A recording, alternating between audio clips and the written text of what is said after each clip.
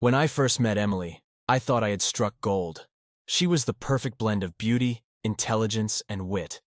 And from the moment we locked eyes at that college party, I was smitten. I was a junior at the time, studying business administration, and she was a sophomore majoring in psychology. Our connection was instantaneous and electric, a spark that quickly grew into a roaring flame. We got married right after she graduated. It was a small, intimate ceremony with just close friends and family. I remember the way her eyes sparkled as she walked down the aisle, the way her smile seemed to light up the room. I was the happiest man alive, convinced that our love was unbreakable. Life was good. I landed a job at a marketing firm, working my way up from the ground floor. Emily decided to pursue her master's degree while working part-time as a counselor at a local clinic. We bought a cozy little house in the suburbs, complete with a white picket fence and a Labrador named Max. We had our ups and downs, like any couple, but for the most part, our life together was blissfully ordinary. It wasn't until I was promoted to a managerial position that things started to shift. My new role came with longer hours and more responsibilities, but it also meant a significant pay raise. Emily was supportive, at least at first. She encouraged me to chase my career goals, assured me that she understood the sacrifices we had to make. But as the months turned into years, I could sense a growing distance between us. We still talked and laughed, but there was a certain disconnect that hadn't been there before. I chalked it up to the stress of work and school, convinced that it was just a rough patch that we would eventually overcome. Then came the late nights. My boss, Robert, a tall, charismatic man with a booming voice and an infectious laugh, started inviting me to after-hours meetings and business dinners. He was the kind of guy everyone wanted to be around, the life of the party, and I felt privileged to be taken under his wing. Emily, on the other hand, began to express her frustration with my absences. "You're never home anymore, Jack," she would say, her voice tinged with sadness and resentment. "I miss you." "I know, babe," I'd reply, feeling a pang of guilt. "But this is important for my career. Just a little longer, and things will get better, I promise." It was around this time that I noticed Emily spending more time with her friends, particularly with Sarah, her best friend since college. They'd go out for drinks, have girls' nights in, and I was grateful that she had someone to lean on when I couldn't be there. But there were other signs, subtle ones that I dismissed as paranoia. Emily's phone was always on silent, and she seemed more guarded about her messages and social media. She started dressing up more, even on days when she had no plans. And there was a new perfume, one that lingered in the air long after she left the room. I pushed these thoughts to the back of my mind, focusing on my work and trusting that our bond was strong enough to weather any storm. Little did I know the tempest was already brewing, and it would soon tear my world apart. It all began to unravel one fateful evening when I came home earlier than usual. The house was unusually quiet, and as I made my way to the kitchen, I found Emily's phone on the counter, unlocked. A message from Robert flashed on the screen, and before I could stop myself, I read it. "Can't wait to see you again. Last night was amazing. R." My heart pounded in my chest as I scrolled through their conversation. The truth was laid bare in front of me, each word a dagger to my heart. The woman I loved, the woman I had vowed to spend the rest of my life with, was having an affair with my boss. In that moment, everything changed. The foundation of my life crumbled beneath my feet, leaving me in a freefall of disbelief and anger. The betrayal cut deep, and I knew that there was no going back. This was just the beginning of a journey that would test every ounce of my strength and resolve, and so, with a heavy heart and a mind reeling with questions, I prepared myself for the storm that was about to come. Little did I know, the revelations that followed would be even more devastating, leading me down a path of confrontation, revenge, and ultimately, a quest for closure and healing. The day started off like any other. I had an important meeting with a potential client that afternoon, and I was nervously rehearsing my pitch in the car. Emily had already left for her job at the clinic, and I had kissed her goodbye, trying to push aside the lingering doubts and suspicions that had been gnawing at me since I saw those messages. By lunchtime, my nerves had settled, and I felt confident. I was ready to knock this presentation out of the park and impress Robert once again. My phone buzzed with a reminder for the meeting, and I realized I had forgotten some crucial documents at home. With a sigh, I decided to swing by the house to pick them up before heading to the office. As I pulled into our driveway, I noticed Emily's car parked a few blocks away. My heart skipped a beat. Why was she home? And why had she parked so far from the house? My mind raced with possibilities, each one more troubling than the last. I decided to head straight to the office instead. The usual hustle and bustle greeted me as I entered the building, but something felt off.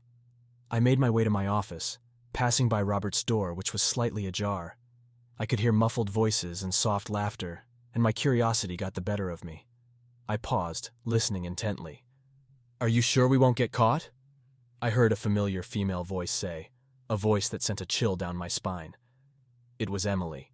"Don't worry, everyone's at lunch or in meetings," Robert replied, his voice low and reassuring. "Besides, you're worth the risk."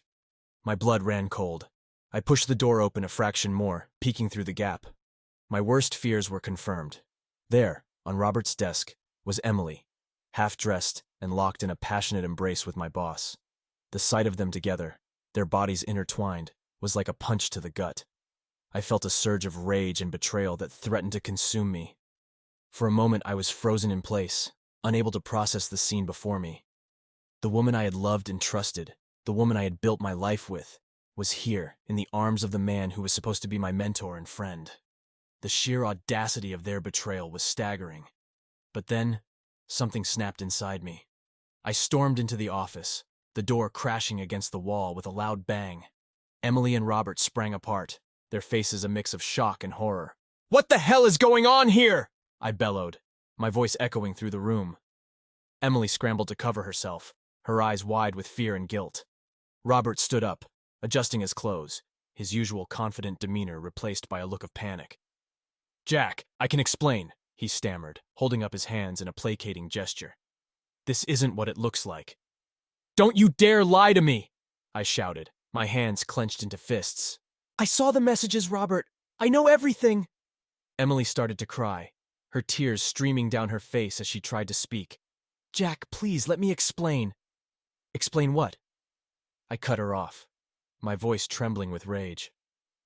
"How you've been sneaking around behind my back, how you've been sleeping with my boss." She sobbed, unable to meet my eyes. The sight of her tears did nothing to quell my anger. In fact, it only fueled it further. I turned my attention back to Robert, who was now standing behind his desk, looking like a cornered animal. "You son of a bitch!" I growled, taking a step towards him. "How could you do this to me? I trusted you." "Jack, listen, it was a mistake," Robert said, his voice shaking. "It just happened. We didn't mean for it to go this far." "A mistake?" I echoed, incredulous. "This is more than a mistake, Robert. This is a betrayal of the worst kind." I could feel the blood pounding in my ears, my vision narrowing as the red mist of fury descended. In that moment, I wanted nothing more than to tear him apart, to make him feel a fraction of the pain he had caused me. But even as I lunged at him, a part of me knew that violence wasn't the answer. "Get out," I spat, my voice low and deadly. "Both of you.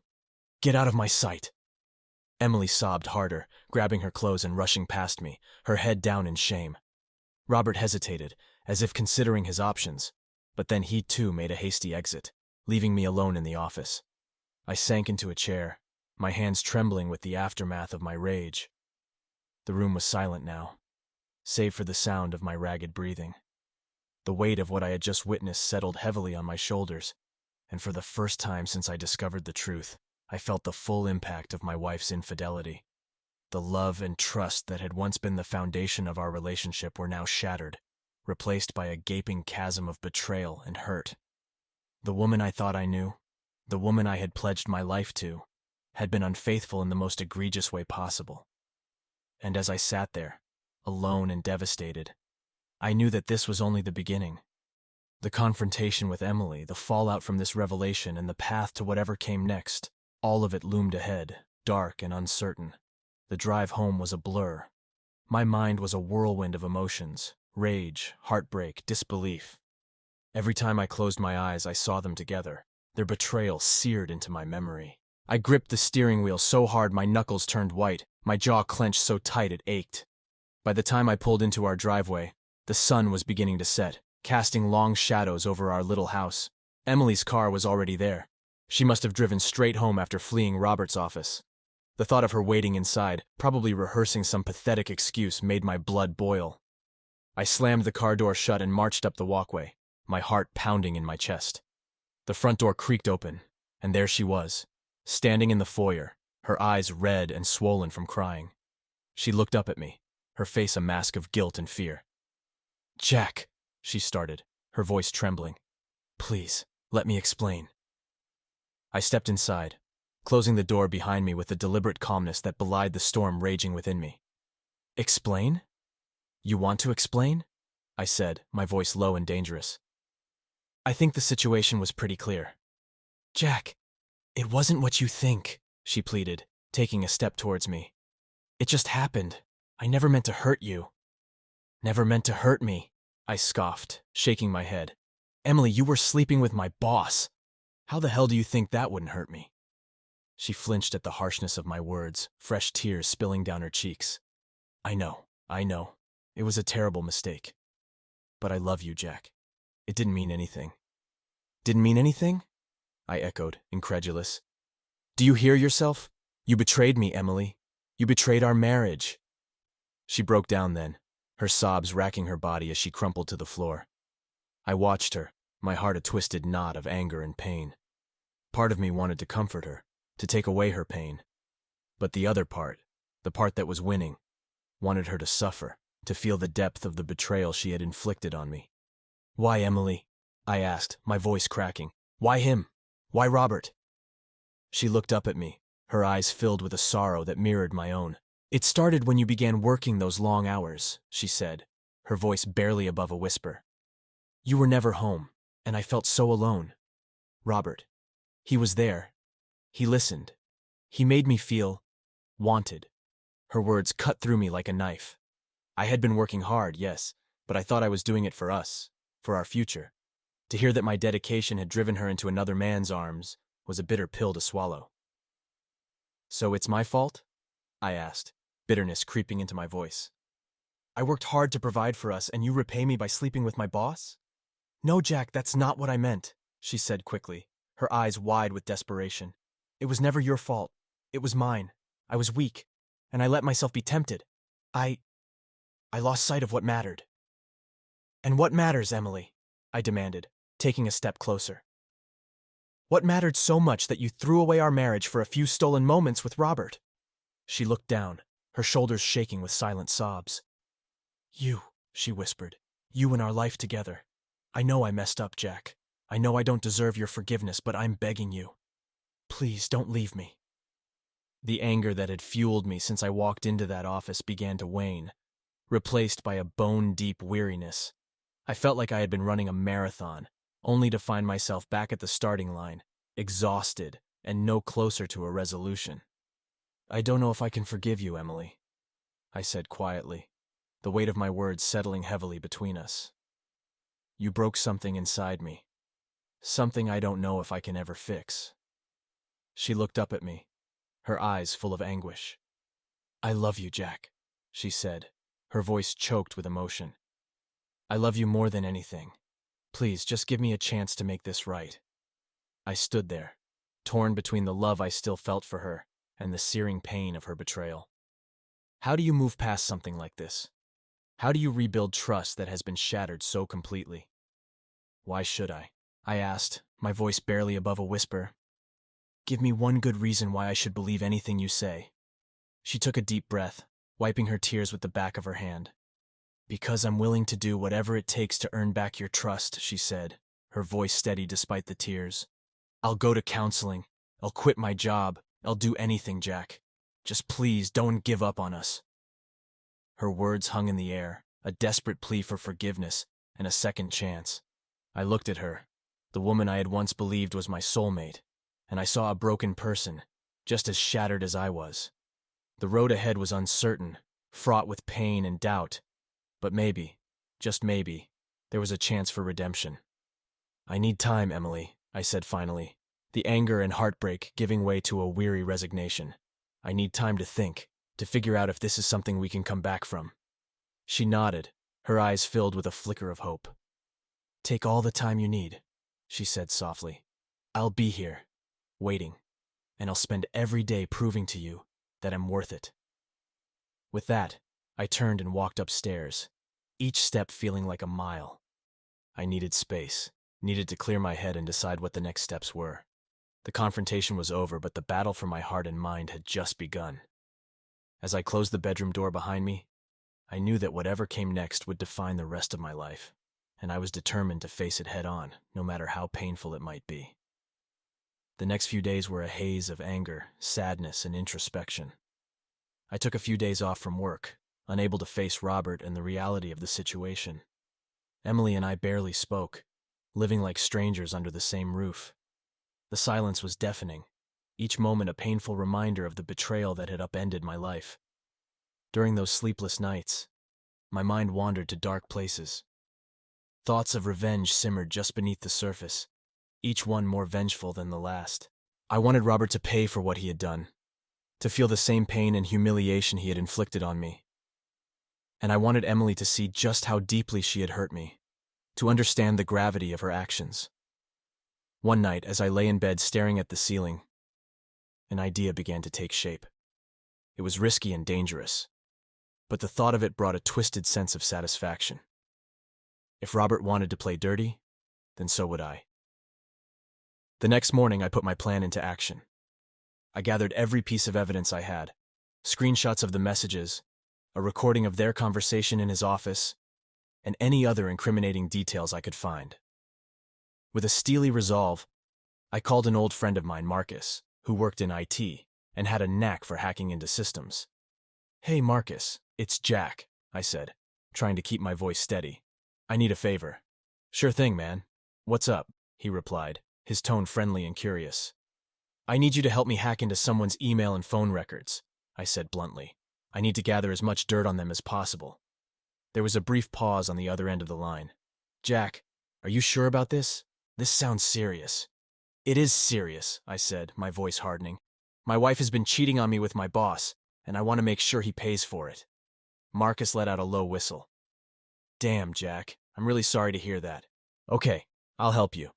Just send me the details and I'll get to work." I hung up the phone, a sense of grim determination settling over me. This was just the beginning. I was going to expose Robert for the sleazebag he was, and I was going to make sure everyone knew the truth. Over the next few days, Marcus worked his magic. He hacked into Robert's email and phone records, uncovering a treasure trove of incriminating evidence. There were messages to other women, shady business deals, and even some borderline illegal activities. It was more than enough to ruin his career and his reputation. With the evidence in hand, I made my next move. I scheduled a meeting with the head of HR, a stern but fair woman named Lisa. I laid everything out on the table, showing her the messages, recordings, and other damning evidence. "Jack, this is unbelievable," Lisa said, her eyes wide with shock. "I had no idea Robert was involved in any of this." "Believe it," I said, my voice cold and unwavering. "And if you don't take action, I will. I'll go to the board, the media, anyone who will listen. This needs to be dealt with." Lisa nodded, her expression grim. "You're right. This can't go unpunished. I'll start an investigation immediately." Satisfied that Robert's downfall was in motion, I turned my attention to Emily. She had to understand the magnitude of her betrayal, and I had to make sure she felt the weight of her actions. One evening, I came home to find her sitting on the couch, her eyes red from crying. She looked up at me, a mixture of hope and fear in her eyes. "Jack, can we talk?" she asked, her voice trembling. I nodded, sitting down across from her. "What is there to talk about, Emily? You cheated on me with my boss. You destroyed our marriage." She wiped her eyes, taking a deep breath. "I know, and I'm so sorry. I've been trying to figure out why I did it, why I let myself get so lost. I know I hurt you, and I hate myself for it." "Good," I said, my voice icy. "You should hate yourself. But that's not enough. You need to understand just how deeply you've hurt me, how much you've shattered my trust." She looked down, her hands trembling. "I do understand, Jack. I do. And I'll do anything to make it right, to prove to you that I'm still the woman you fell in love with." I shook my head, a bitter laugh escaping my lips. The woman I fell in love with would never have done this. You let yourself be seduced by Robert, and now you have to live with the consequences. I stood up, pacing the room as I spoke. "I've already taken steps to make sure Robert pays for what he's done. He's going to lose his job, his reputation, everything. And you, Emily, you need to decide what you want to do. Because right now, I don't know if I can ever forgive you. She sobbed, her body shaking with the force of her emotions. I want to make it right, Jack. I want to earn back your trust. Please give me a chance. I stopped pacing, looking at her with a mixture of anger and sorrow. We'll see, Emily. But right now, I need time. I need space to figure out if this is something I can move past. With that, I walked out of the room, leaving her to her tears. The path to revenge was a dark one, but it was the only way I knew to cope with the overwhelming pain and betrayal. And as I lay in bed that night, I knew that the road ahead would be long and difficult, but I was determined to see it through. Weeks passed, each day a struggle to keep my emotions in check. The fallout from Robert's exposure was swift and brutal. He was fired, and his reputation was in tatters. News of his indiscretions spread like wildfire, and I took a grim satisfaction in knowing he was getting what he deserved. Emily, on the other hand, remained a constant presence, her efforts to win back my trust both earnest and exhausting. I knew the time had come to have the conversation I had been dreading. We couldn't continue to live in this limbo, pretending that things might somehow return to normal. I needed closure, and we both needed to decide what the future held for us, whether it meant trying to rebuild or going our separate ways. One evening, after yet another silent dinner, I asked Emily to join me in the living room. She sat down, her eyes searching mine for any sign of hope. I took a deep breath, steeling myself for the conversation that would determine the course of our lives. Emily, I began, my voice steady but heavy with emotion. We need to talk about our future, about what happens next. She nodded, tears already welling up in her eyes. I know, Jack. I've been dreading this, but I know we can't avoid it forever. I looked at her, seeing the woman I had loved for so many years, and yet feeling the immense distance that now separated us. I've been thinking a lot about us, about what happened, and about whether or not we can move past it. And the truth is, I don't know if I can ever fully trust you again. Her tears began to fall, but she didn't look away. I understand, Jack. I've been trying so hard to show you that I'm committed to making things right, but I know it might not be enough. It's not just about the effort, Emily, I said, my voice softening. It's about the fundamental breach of trust. You were unfaithful, and that kind of wound doesn't heal easily. Every time I look at you, I see you with him. I hear his words, I see those messages, and it tears me apart. She sobbed quietly, her hands trembling in her lap. I'm so sorry, Jack. I wish I could take it all back. But I can't. All I can do is try to be better, to prove to you that I'm still the woman you married.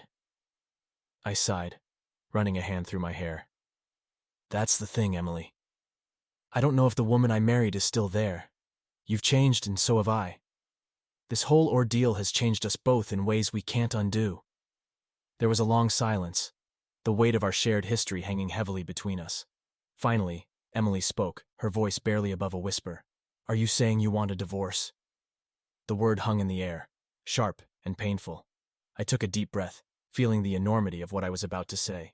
Yes, Emily. I think that's what we need. We need to let each other go, to find a way to move forward separately. I don't see how we can rebuild what we've lost. She nodded slowly, her face crumpling with the weight of her grief. I understand, Jack. I don't want to lose you, but I don't want to keep hurting you either. If divorce is what you need, then I won't fight it. A mixture of relief and sadness washed over me. This was the right decision, but it was far from easy.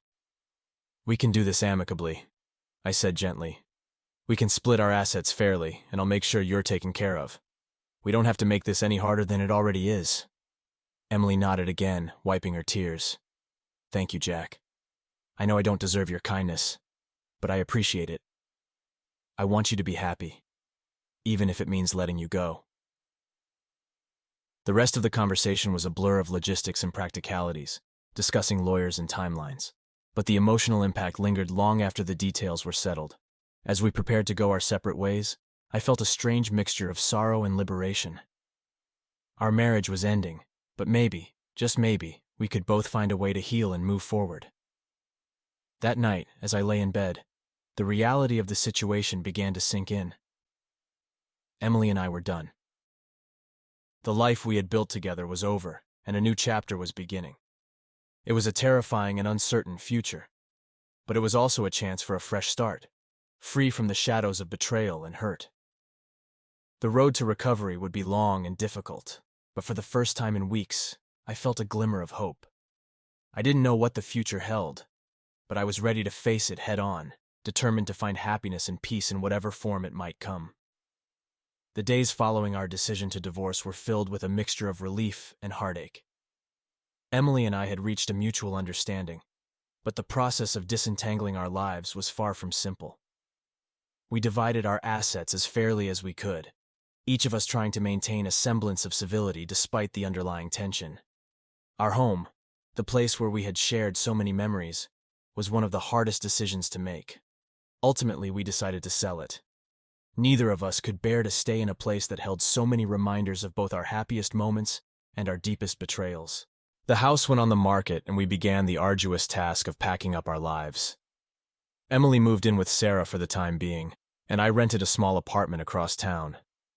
The transition was jarring, the silence in my new place almost oppressive, but it also provided a sense of solace, a chance to start over without the constant reminders of what had been lost. Throughout the process, we communicated through our lawyers, keeping interactions to a minimum to avoid unnecessary conflict. It was a practical approach, one that allowed us to move forward without reopening fresh wounds. Despite the sadness, there was a sense of progress, a feeling that we were both heading towards a new beginning. One afternoon, as I was boxing up the last of my things, I came across our wedding album. I hesitated, then opened it, flipping through the pages. Each photograph was a snapshot of a time when we were blissfully unaware of the future heartbreak. I lingered on one picture in particular, the one of us cutting the cake, our smiles wide and genuine. I closed the album, setting it aside. There was no point in dwelling on the past. We had made our choices, and now we had to live with them. I reminded myself that this was part of the healing process, a necessary step towards finding closure and peace. One day, while clearing out the attic, I stumbled upon a dusty box filled with old letters and keepsakes. Among them was a letter from Emily, written years ago during a brief separation we had experienced early in our marriage. Her words were filled with love and promises, a testament to the bond we once shared. Reading it brought a bittersweet smile to my face. It reminded me that despite everything, there had been genuine love and happiness between us. That love had been real, and it was important to honor those memories even as we moved on. The divorce proceedings were surprisingly smooth. Emily and I were both committed to making the process as painless as possible. We signed the papers with a shared sense of finality, the act both liberating and heartbreaking. The realization that our marriage was officially over was a heavy weight, but also a necessary step towards healing. As the weeks turned into months, I began to rebuild my life. I focused on my work, channeling my energy into my career and finding solace in the routine. I started seeing a therapist, someone who helped me navigate the complex emotions and lingering pain from the betrayal. The sessions were cathartic, providing me with the tools to process my feelings and begin to let go of the anger. Emily and I kept our interactions brief and cordial. We occasionally exchanged updates about mutual friends or necessary logistics, but there was a clear distance between us. It was for the best. We both needed time to heal independently, to rediscover who we were outside of our relationship. Robert's downfall was another part of the resolution.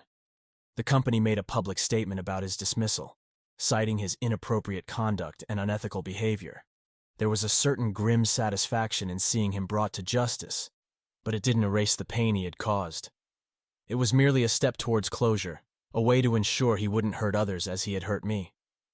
One evening, while walking Max in the park, I ran into Marcus.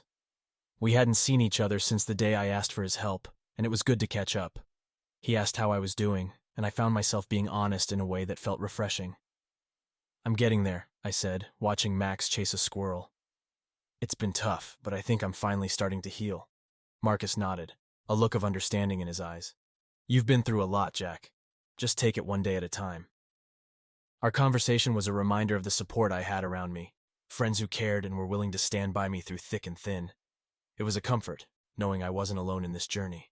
As time went on, I began to reconnect with old hobbies and interests. I joined a local book club, started taking cooking classes, and even picked up running again. Each new activity was a small victory, a step towards reclaiming my sense of self and finding joy in the little things. Emily and I eventually met one last time to finalize the sale of the house. It was a brief meeting, but it carried a sense of closure. We exchanged a few words, wished each other well, and then went our separate ways. It was a quiet end to a tumultuous chapter, but it felt right. The sale of the house brought with it a final sense of resolution. With the proceeds, I was able to buy a new place, a small but cozy apartment that felt like a fresh start. As I settled in, I began to decorate it with pieces that reflected who I was now, a blend of old and new that symbolized my journey forward. In the quiet moments, I still thought about what had happened, the pain and betrayal that had defined the past year. But those thoughts were no longer all-consuming. They were part of my story, but not the whole of it. I had come to accept that healing was a gradual process, one that required patience and self-compassion. As I looked around my new home, I felt a sense of peace. It wasn't the end I had envisioned, but it was a new beginning, one filled with possibilities. I had survived the storm, and now it was time to rebuild, to create a life that was truly my own.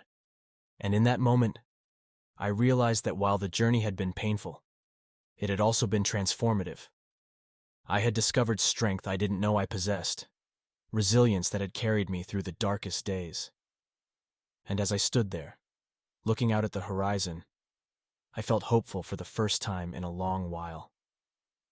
The first few weeks in my new apartment were a whirlwind of adjustments and self-discovery. The space was smaller than our old house, but it felt right, cozy, in a way that allowed me to breathe and focus on rebuilding my life from the ground up. There was something liberating about starting over, about creating a space that was entirely mine. I threw myself into work, finding solace in the routine and the challenges it presented. Without Robert's oppressive presence, the office atmosphere improved dramatically. I was promoted to his old position, a move that was both a vindication and a daunting responsibility. But I embraced it, channeling my energy into making positive changes and proving to myself that I was capable of thriving on my own. Outside of work, I began to explore new hobbies and interests, reclaiming parts of myself that had been neglected during my marriage. The local book club became a weekly highlight. I met people who shared my love for literature and found engaging discussions that helped me escape from the remnants of my past.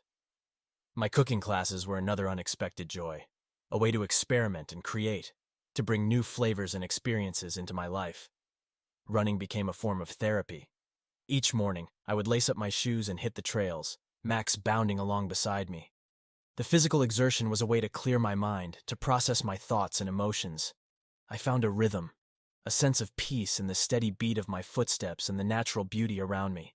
Emily and I maintained a cordial distance. We were no longer a part of each other's daily lives, but there was an unspoken understanding between us. She had moved on, focusing on her own journey of self-discovery and healing. Occasionally, we would exchange brief messages, checking in to ensure the other was doing well. It was strange, but there was a certain comfort in knowing that we could still care for each other's well-being, even from afar. One weekend, I decided to attend a local music festival. It was something I had always wanted to do, but had never found the time for. As I wandered through the crowds, listening to various bands and soaking in the vibrant atmosphere, I felt a sense of freedom I hadn't experienced in years. It was there that I met Rachel. She was standing near one of the food trucks, struggling to balance a tray of tacos and a drink. I offered to help, and we struck up a conversation. She was warm, funny, and incredibly easy to talk to. We spent the rest of the day together, exploring the festival and discovering shared interests. Rachel was a graphic designer, passionate about art and creativity. She had a zest for life that was infectious, and I found myself drawn to her energy and positivity. We exchanged numbers at the end of the day, promising to meet up again soon. Our first date was at a small art gallery downtown. We spent hours discussing the exhibits, our conversation flowing effortlessly. It was refreshing to connect with someone new, to share stories and experiences without the weight of past baggage. Rachel's presence was a light in the darkness, a reminder that there was still joy to be found in the world. As we grew closer, I found myself opening up about my past. I told her about Emily, about the betrayal and the pain it had caused. Rachel listened with empathy and understanding, never judging or prying. She shared her own experiences, her own struggles and triumphs, and we found a mutual respect and connection that felt genuine and real. In time, Rachel and I became a couple. Our relationship was built on trust and honesty, a foundation that felt solid and secure. We supported each other's dreams and ambitions, finding a balance that allowed us to grow both individually and together. My journey of healing continued, but it was no longer solitary. Rachel became a source of strength and inspiration, her presence a comforting reminder that life could be beautiful again. We traveled together, explored new places, and created memories that were untainted by the shadows of the past. One evening, as we sat on the balcony of my apartment, watching the sunset, I felt a deep sense of contentment. The journey had been long and painful, but it had led me to a place of peace and happiness. I had rebuilt my life, piece by piece, and I was proud of the person I had become. Rachel turned to me, her eyes reflecting the golden hues of the setting sun. "You seem happy," she said, her voice soft and warm. "I am," I replied, taking her hand in mine. "I never thought I could feel this way again. But here I am, and it's because of you." She smiled, squeezing my hand. "You've come a long way, Jack, and I'm so glad I get to be a part of this journey with you." As we sat there, watching the day turn into night, I realized how far I had come. The betrayal that had once defined my life was now just a chapter in my story, a part of my past that had led me to where I was meant to be. I had found strength in my darkest moments, and now I was ready to embrace the future with open arms. The journey wasn't over, but I was no longer afraid of what lay ahead. With Rachel by my side, and the lessons I had learned guiding me, I knew that I could face anything. The pain had transformed into resilience, the heartbreak into hope, and as I looked towards the horizon, I felt a profound sense of gratitude for the new life I had built, a life filled with love, joy, and endless possibilities.